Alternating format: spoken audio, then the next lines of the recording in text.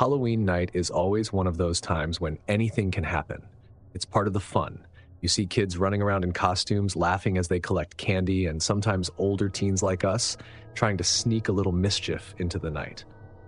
But what happened to me last Halloween was something that I can't shake off. It wasn't just some spooky Halloween scare, it was something far worse. It started pretty normal. My friends and I weren't into trick-or-treating anymore, so we had other plans. Hit up a few houses for candy, hang out, and maybe go to a Halloween party.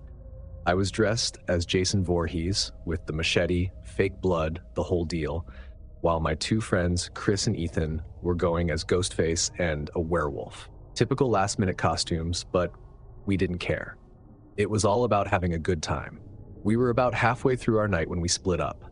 Chris and Ethan wanted to go check out this haunted house attraction at the edge of town, but I wasn't really feeling it. The whole jump scare thing isn't my idea of fun, so I told them I'd catch up later. We agreed to meet back at the park after an hour or so. It was around 10 p.m., and most of the trick-or-treaters were starting to head home. The streets were clearing out, and the excitement of the night was dying down. I was walking alone, taking the long way around the neighborhood, when I heard someone calling out behind me. "Hey, kid!" I turned around and saw a man in a police uniform. At first, I didn't think much of it. Maybe he was just checking to make sure everyone was following the rules, keeping an eye on things. But as he got closer, something felt off. He didn't look like the other cops I'd seen around town. His uniform looked kind of old, worn out, like it hadn't been replaced in years. And there was no police car nearby, just him, walking alone on the sidewalk. The brim of his cap hid part of his face, but what I could see of his expression was serious. Too serious for someone just patrolling a neighborhood full of kids having fun. "There's a curfew," he said, his voice firm but calm. "You need to head home." I was confused. I hadn't heard anything about a curfew. I figured maybe it was something new for Halloween, but none of my friends mentioned it either. And I had seen plenty of other kids out just minutes before. "Curfew?" I asked. "I didn't hear about that." The man took a step closer, his eyes narrowing. "It's been enforced since earlier tonight. No one's supposed to be out after 10 p.m. Now, I don't usually question authority, but something about the way he said it made me uneasy. There was no urgency in his voice, just this weird, cold insistence. He didn't look at me like a cop who was concerned for my safety. He looked at me like I was breaking some unspoken rule. "I'm heading back now," I said, trying to play it cool. "I'm meeting my friends at the park." The man didn't budge. "I'll walk you. Make sure you get home safely." That's when the alarm bells started ringing in my head. It wasn't that far to the park, and I didn't need anyone to walk me there. Plus, why would a cop bother with something like that when there were still plenty of kids out and about? None of it added up. "No, it's fine," I said, taking a step back. "I'm good. My mom's picking me up at the park in a few minutes." I wasn't planning on calling my mom. I was 17 and more than capable of walking around the neighborhood on my own. But something about this guy just didn't feel right, and I wanted him to know I wasn't alone. Maybe that would make him back off. He paused for a moment, looking me over like he was deciding whether or not to believe me. His eyes were cold, calculating, like he was sizing me up. "You shouldn't be out here alone," he finally said. "It's dangerous." His words sent a shiver through me, but not the kind you get from a good scare. It was more like a warning, like he was telling me I was in danger, but not from anything else out there, from him. "Yeah, well, I'll be fine," I muttered, already reaching into my pocket for my phone. "Thanks, though." I could feel his eyes on me as I pulled out my phone and pretended to dial my mom's number. I pressed the phone to my ear, my heart starting to beat a little faster as I tried to stay calm. "Hey, Mom? Yeah, I'm at the park. Can you come get me?"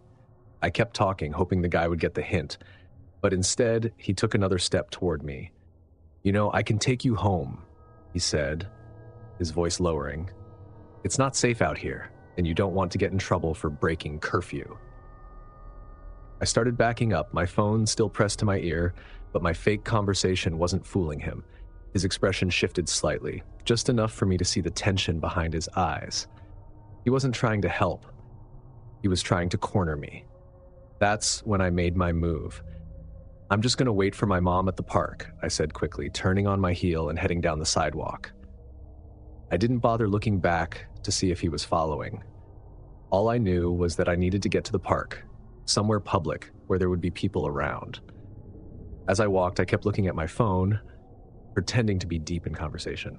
But I couldn't help sneaking a few glances behind me.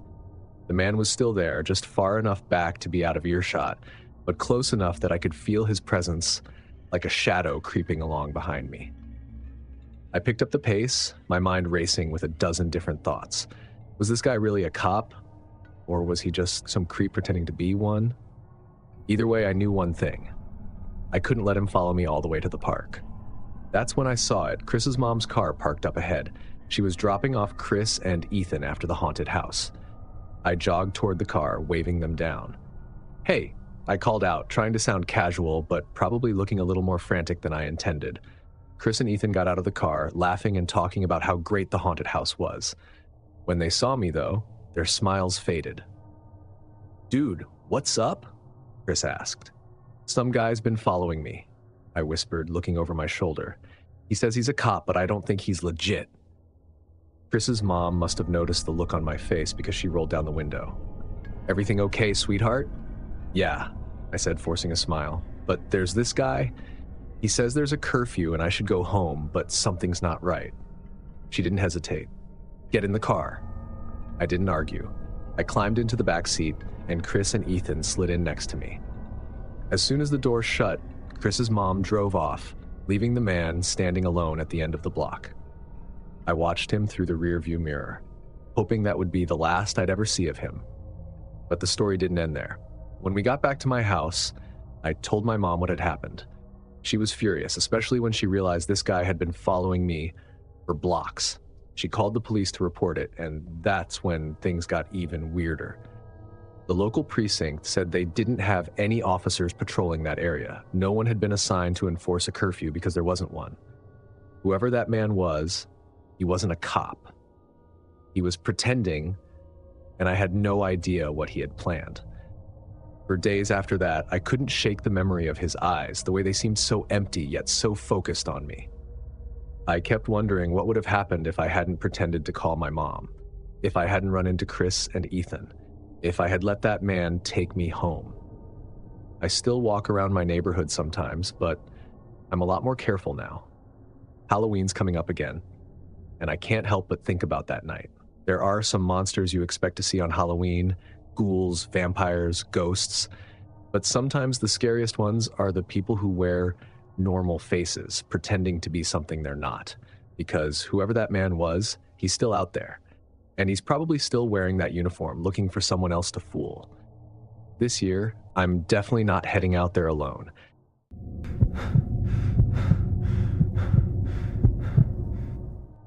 I was pretty excited when my parents told me they'd be going to a Halloween party this year. Not because I wanted them gone, but because it meant I'd have the house to myself for the night. Being 16, I figured I could handle it. Plus, I had the chance to binge on horror movies, give out candy to the trick-or-treaters, and not have anyone nagging me about how late I was staying up. The night started out just like any other Halloween. I ordered a pizza, set up my stack of horror movies, and kept the bowl of candy by the front door for the kids. There was something eerie about that October night, the cold, the light drizzle of rain tapping against the windows. It all gave the night a sense of suspense, like something just waiting to happen. Around 7 p.m., the first wave of trick-or-treaters arrived, little kids dressed as superheroes, witches, and monsters. I handed out candy, commented on how awesome their costumes were, and went back to my movie. Every now and then, I'd hear the doorbell ring again, and I'd pause whatever I was watching to hand out more candy. This routine kept going for about an hour. Then around 8:30, the doorbell rang, and when I opened the door, there was only one trick-or-treater. He, or she, I couldn't tell, looked like they were a little too old for this. They had on a cheap, dirty mask. It looked like a knockoff Michael Myers mask, but not quite. It was off-putting in a way that's hard to explain. "Hey, happy Halloween," I said, trying to keep it casual. The figure didn't say anything. They weren't holding out a candy bag or anything, just standing there, staring at me through that mask. After a few awkward seconds, I grabbed a handful of candy and dropped it into their hand. "There you go, dude. Have a good night," I said, trying to move the encounter along. The figure tilted its head slightly, like they were confused or, I don't know, disappointed. Either way, they finally turned around and walked down the steps, disappearing into the shadows down the street. Weird, but whatever. People can be strange on Halloween. I closed the door and locked it. I remember thinking about how weird the encounter had been, but I shrugged it off and went back to my movie. About half an hour later, I heard something that wasn't the TV or the rain. It was subtle at first, like a soft thump coming from somewhere upstairs. I muted the movie and listened. Silence. Maybe it was just the house settling. I brushed it off, but a few minutes later, I heard it again, only this time it was louder. It wasn't just one thump, it was a series of creaks like someone was walking. My first thought was that I'd left the back door unlocked. I had stepped out earlier to bring in some decorations from the backyard and might have forgotten to lock it. No big deal, I told myself. It's just the wind pushing the door or something. But still, something gnawed at me, a sense of unease creeping in.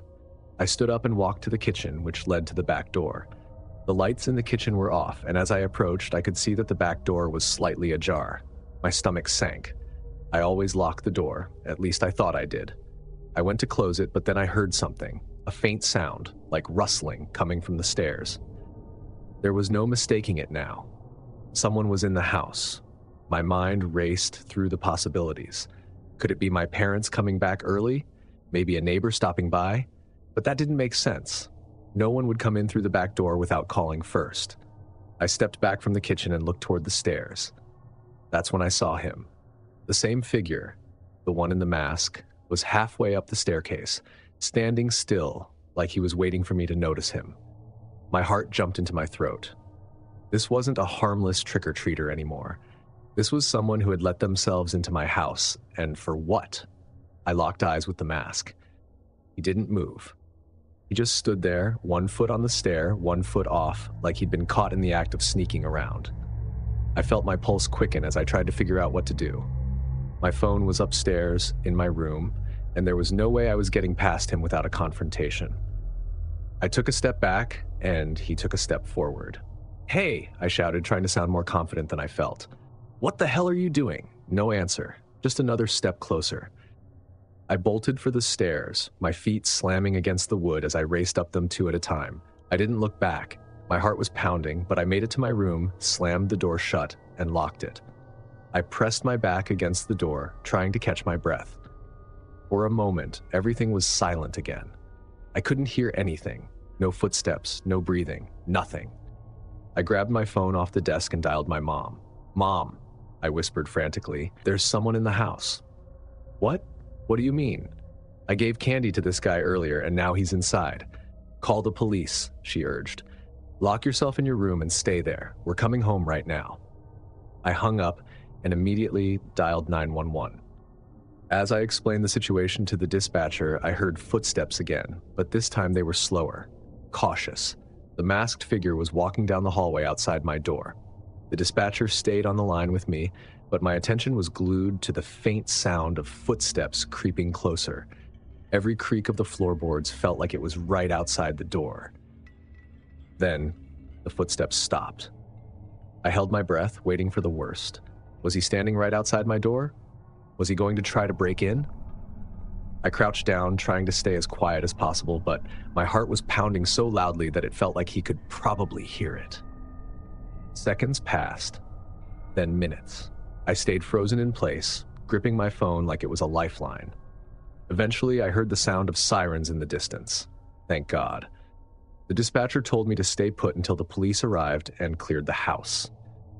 The next few minutes were the longest of my life. I didn't hear the footsteps anymore, and I didn't know where the masked figure had gone. For all I knew, he could have been hiding in one of the rooms, waiting for the cops to leave. Finally, I heard the police knocking on the front door. I rushed downstairs to let them in. The officers searched the house, but the intruder was gone. They found the back door wide open, just like I had left it, and a few scuff marks near the stairs, as if someone had been there, but no sign of the guy in the mask. They told me I did the right thing by locking myself in the room and calling for help, but still, it felt like an empty victory. The guy had been in my house, he had gotten so close, and I didn't even know what he wanted. The police stayed for a while, and my parents came home not long after, frantic but relieved that I was okay. They asked me a million questions, but I didn't have any answers. I couldn't explain why the guy had come back or why he'd chosen our house in the first place. Even though the police said they'd patrol the neighborhood for the rest of the night, I couldn't shake the feeling that the guy might come back. I locked every window, every door, and double-checked them before going to bed that night. And even though Halloween is supposed to be a night for fun and scares, this year, the scare was a little too real for my liking. Who knows what the guy wanted and why he came back?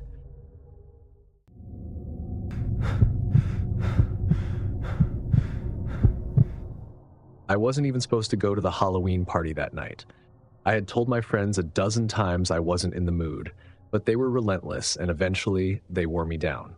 So with a little over an hour before the party started, I dug through my closet and threw on the only thing that could remotely pass as a costume, a black hoodie, some face paint to look like a skeleton, and an old pair of gloves I cut the fingers out of.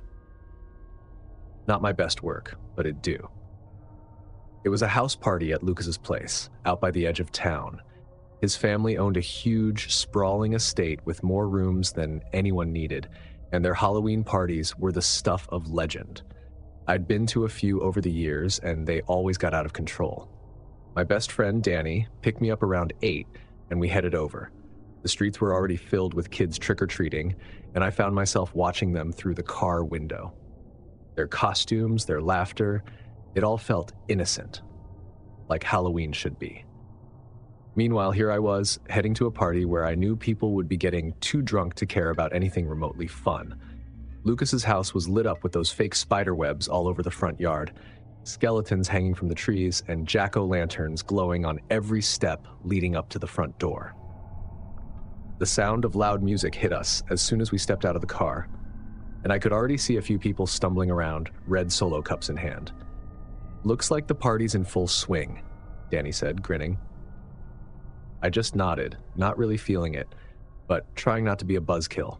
We made our way inside, and it was crowds of people in half-assed costumes, loud music, and a few people already passed out on the couches. The air smelled like cheap beer and sweat, and the bass from the speakers was so heavy it felt like it was shaking the walls. We wandered around for a bit, catching up with some people we knew. I wasn't drinking much, just nursing a beer and trying to find some kind of energy to enjoy myself. But something was bugging me.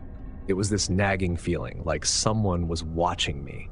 Not in the casual, there are a lot of people at this party kind of way, but more like a specific targeted stare.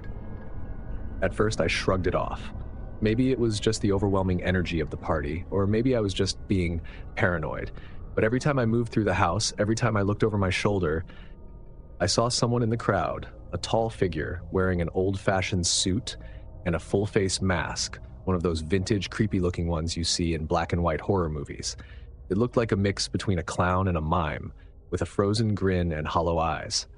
At first, I thought it was just someone in costume, having a good time, trying to freak people out. But no matter where I went, I saw him.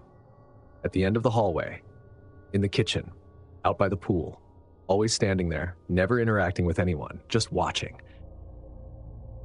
"Hey, you good?" Danny asked me when he noticed I'd gone quiet. "Yeah, I guess," I muttered, still trying to keep my eyes on the crowd, wondering where that guy was now. Danny raised an eyebrow. "You don't look like you're having a great time. Want to head out?" I shook my head.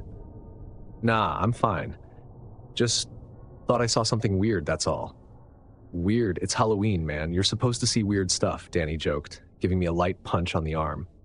I smiled, trying to act like I was overreacting. But something still felt wrong.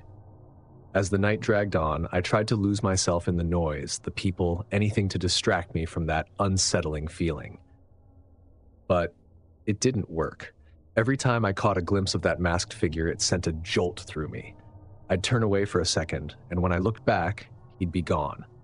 It wasn't until later in the night, when things started to wind down, that things took a turn. Danny had gone off somewhere, probably with some girl, and I found myself sitting on the back porch, trying to get some air. It was quieter out there, just the muffled sound of music coming from inside the house, and the cool night air was a relief from the heat of the party. That's when I saw him again. The figure in the mask, standing by the trees at the edge of the property, just barely visible in the shadows. I stood up, my heart racing a little now. I couldn't explain it, but there was something about him that didn't feel right, like he wasn't just some guy in a costume. I walked back inside, scanning the room for Danny or anyone I knew, but the house had started to empty out. People were leaving, the music was quieter, and I realized it was way later than I thought. I decided I'd had enough. I wasn't going to stick around any longer. I pulled out my phone to text Danny, telling him I was heading out, but I couldn't get a signal. Typical. As I made my way through the house, I saw fewer and fewer people. It was like the party had evaporated, leaving behind a handful of stragglers. I headed down a side hallway, looking for the bathroom before I left. The hall was dimly lit, the music barely audible now, and I realized just how quiet it had gotten. I reached the end of the hall and pushed open the bathroom door, only to find it empty. As I stepped inside, I caught something in the mirror. My reflection, and just behind me, standing in the hallway, was the man in the mask. I spun around, but the hall was empty. My stomach tightened, and I felt a wave of unease wash over me. This wasn't funny anymore. Whoever this guy was, he was taking the whole creepy act way too far. I rushed back down the hall, ready to grab Danny and get the hell out of there, but as I turned the corner, I stopped in my tracks. There, in the middle of the room, was the masked man. He wasn't moving, wasn't saying anything, just standing there, blocking my way out. I could hear the faint sound of the music from the other room, but everything else was silent. No one else was around. I froze for a second, my mind racing, trying to figure out what to do. This had to be a joke, some kind of Halloween prank? But the way he stood there, the way his head tilted slightly as if he were studying me, it didn't feel like a prank. Hey man, you win, okay? You got me. I'm freaked out. Can you just move? The masked man didn't respond. He didn't even flinch. Just stood there, blocking my path. I took a step back, and that's when he moved. Slowly, he took a step forward, then another. His movements were unnaturally smooth, like he was gliding toward me. Okay, seriously, dude. This isn't funny, I said, my voice shaking now. I backed up farther. The man kept coming, one slow step after another, closing the distance between us. I turned and bolted down the hall and raced back toward the main room. I kept running until I burst through the back door, stumbling onto the porch. I looked around, but no one was there. The yard was empty, the house eerily quiet. For a second, I thought I might be losing it. Maybe I'd had too much to drink, or maybe the party had gotten to me, but then I heard the door behind me creak open, and I knew I wasn't imagining it. The masked man was following me. I didn't think, I just ran. Across the yard, through the trees, my legs pumping as fast as they could. I could hear him behind me, his footsteps unnervingly steady, like he wasn't even trying to run, just keeping pace. I darted through the trees, branches scraping against my skin. I had no idea where I was going, just away from him. I burst out onto the road, my chest heaving, and looked over my shoulder. The masked man had stopped at the edge of the trees. He didn't follow me onto the road. He just stood there, his head tilted to the side. I kept running until I reached the end of the road where Danny was leaning against his car, talking to some girl I didn't recognize. I skidded to a stop, grabbing the side of the car for balance. Danny looked up, confused, his conversation cut short by the sight of me practically collapsing next to him. "Dude, what the hell?" he asked. "There's someone up there," I managed to choke out, pointing back up the road toward the house.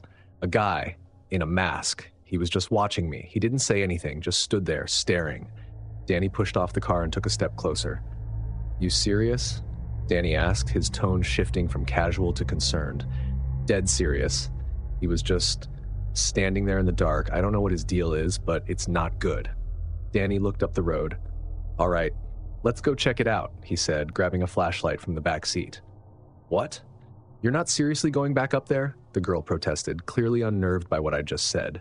Danny shot her a reassuring grin. "We'll be fine. Probably just some idiot messing around.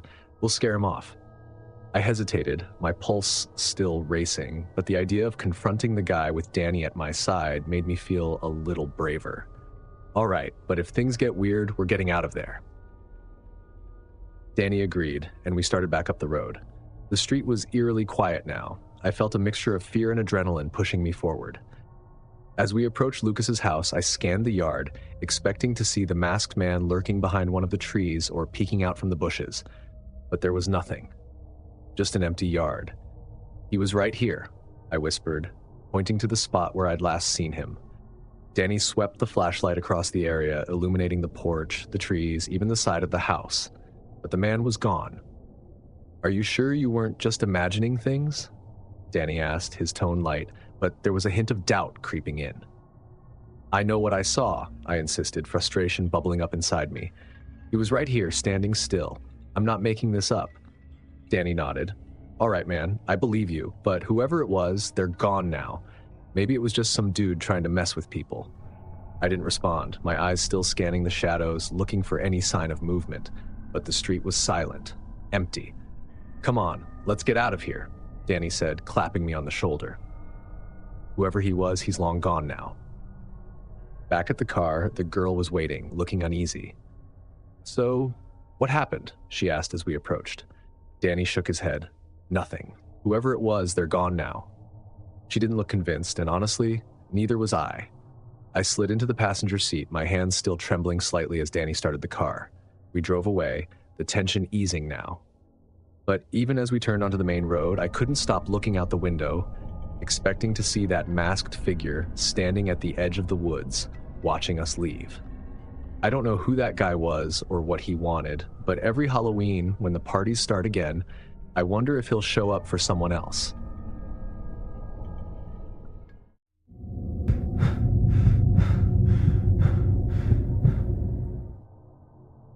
There's something about Halloween night that makes you do things you wouldn't normally do.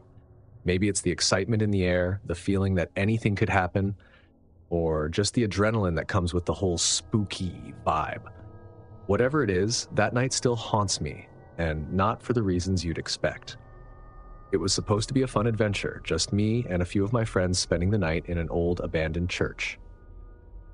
We'd heard all the rumors about the place. Some people said it was haunted, others said it was a cache for squatters or maybe even something darker. But none of that bothered us. We were teenagers, and when you're a teenager, you think you're invincible. Or at least you think nothing bad will ever actually happen to you. The church sat on the edge of town, tucked between a cornfield and a patch of woods that always seemed too quiet. The surrounding area had an eerie stillness, almost like it was stuck in time. By day, the cornfield stretched endlessly, but by night, everything felt different. The darkness seemed to swallow everything, and the woods and cornfield both took on a menacing quality. The church, with its crumbling walls and shattered windows, stood like a forgotten monument to something long dead. It had been abandoned for as long as anyone could remember, and the windows were shattered. The roof partially caved in, but the walls were still intact, standing like a skeleton of what it once was. The stories about the place varied. Some said it was cursed, others whispered about strange rituals that had taken place inside long after the church had been deserted. The allure was too strong for a group of bored teenagers like us. I was with my usual crew, Jacob, Lisa, and Aaron. We'd all known each other since middle school, and we were always looking for the next thrill. Jacob had suggested the church after hearing some local kids talking about it at school. Lisa wasn't too thrilled about the idea. She'd always been a bit more cautious, but she didn't want to be left out. Aaron, on the other hand, was all in. He was the kind of guy who thrived on adrenaline and loved proving how fearless he was. So that's how we found ourselves driving out to the old church on Halloween night. We brought sleeping bags, flashlights, and enough snacks to last us through the night. The plan was simple. We'd tell ghost stories, maybe explore the building a little, and see if we could catch a glimpse of anything paranormal. When we pulled up, the place looked even more run down than I'd remembered. The overgrown grass and weeds surrounded the structure like a natural barrier, making it seem even more isolated. The front doors were hanging off their hinges and vines had crawled up the sides, making it look like nature was trying to swallow the whole building. The air was cold and still, and the only sound was our own footsteps as we made our way inside. The full moon cast its pale light over everything, and I couldn't help but feel like we were being watched. I ignored it, telling myself it was probably just my nerves. After all, this was what we wanted, right? A scare, a thrill, something to break up the monotony of life in a small town. Jacob was the first to push open the doors, and they creaked loudly as they swung inward. The inside of the church was just as you'd expect, dusty, dark, and eerie. Pews were scattered around, some overturned, others rotting where they stood. The altar at the front was cracked and broken, but there was enough moonlight filtering through the broken windows to give the room an unsettling glow. "Perfect," Aaron said, grinning as he dropped his backpack onto one of the pews. "This place is awesome." Lisa wasn't as enthusiastic. "I don't know, guys, this feels off." "Oh, come on," Jacob said, rolling his eyes. "It's just a building. Nothing's gonna happen." I didn't say anything, but I couldn't shake the feeling that Lisa might be right. There was something about the place that felt wrong, like we weren't supposed to be there. But I shrugged it off and followed the others as they set up their sleeping bags in the middle of the main room. We sat around in a circle, using our flashlights to create little pockets of light as we shared stories and laughed about how ridiculous some of the rumors were. Aaron, of course, was in full storyteller mode, trying to freak us out with exaggerated tales of ghosts and demons. We laughed it off, but the truth was, the atmosphere was starting to get to us. The cold, the darkness, the way every sound echoed through the empty building, it was all getting under our skin. It was when we decided to take a break from the storytelling that the mood shifted even more. About an hour in, we heard it. Footsteps. They were faint at first, so faint that I thought maybe I'd imagined them. But then they got louder, closer, echoing through the halls of the church like someone was walking just out of sight. Lisa's eyes went wide, and she clutched her flashlight tighter. "Did you hear that?" she whispered. Aaron smirked. "Probably just an animal. This place is old, there's got to be rats or something running around." But these weren't the quick, scurrying sounds of rats. They were heavy footsteps, the kind made by something human. Jacob stood up, his flashlight beam sweeping across the room. "Hello?" he called out, his voice echoing in the vast, empty space. "Anyone there?" No response. We all exchanged uneasy glances, but no one wanted to admit that they were scared. After all, we were just here for fun, right? There was nothing to be afraid of. But then the footsteps started again, this time louder and more distinct, like they were coming from the hallway that led to the back of the church. "I'm gonna check it out," Aaron said, standing up and grabbing his flashlight. "No way," Lisa said. "Let's just stay here. It's probably nothing." "Yeah, probably," Aaron said with a grin. "But what if it's not?" Before any of us could stop him, Aaron started walking toward the hallway. Jacob and I followed, more out of solidarity than anything else, and Lisa reluctantly trailed behind us. The hallway was narrow and dark, with doors on either side that led to smaller rooms. The footsteps had stopped, but the silence was even worse. Every gust of wind through the broken windows seemed magnified in the stillness. We reached the end of the hallway, where a single door stood slightly ajar. Aaron pushed it open, and we stepped inside what looked like an old storage room. It was small, with shelves lining the walls and a few broken chairs scattered around. But the thing that stood out the most was the door at the far end of the room, the one that led down to the basement. Jacob pointed his flashlight at it, and we all just stared at it for a moment. "You're not seriously thinking about going down there, are you?" I asked. "Why not? We came here to explore, didn't we?" Aaron said. I looked at Lisa, who looked like she was about to bolt, but she didn't say anything. I didn't want to be the one to back out, so I reluctantly followed as Aaron pushed open the basement door. The stairs creaked under our weight as we made our way down, and the smell of damp earth filled the air. It was colder down there, the kind of cold that seeps into your bones, and as we reached the bottom, we saw it. A figure. Standing in the corner of the basement. For a moment, none of us moved. None of us spoke. We just stared at the figure, trying to make sense of what we were seeing. It was tall, with broad shoulders, and it was standing completely still, facing the wall. "Who's there?" Aaron called out, his voice louder than it needed to be. The figure didn't move. It didn't even flinch. My heart was racing now, and I could feel the tension in the air as we waited for anything to happen. But the figure just stood there, silent and unmoving. "We should go," I said quietly. Aaron didn't argue this time. He took a step back and we all slowly backed up toward the stairs, never taking our eyes off the figure. But just as we reached the bottom step, the figure turned. It didn't turn around all the way, just enough for us to see its face. Or rather, the lack of one. Its face was featureless, smooth and pale, like it had been erased. That was enough for us. We bolted up the stairs, our footsteps echoing through the empty church as we ran back toward the main room. I could hear Lisa breathing heavily behind me, and Aaron's flashlight beam was bouncing wildly as he sprinted ahead.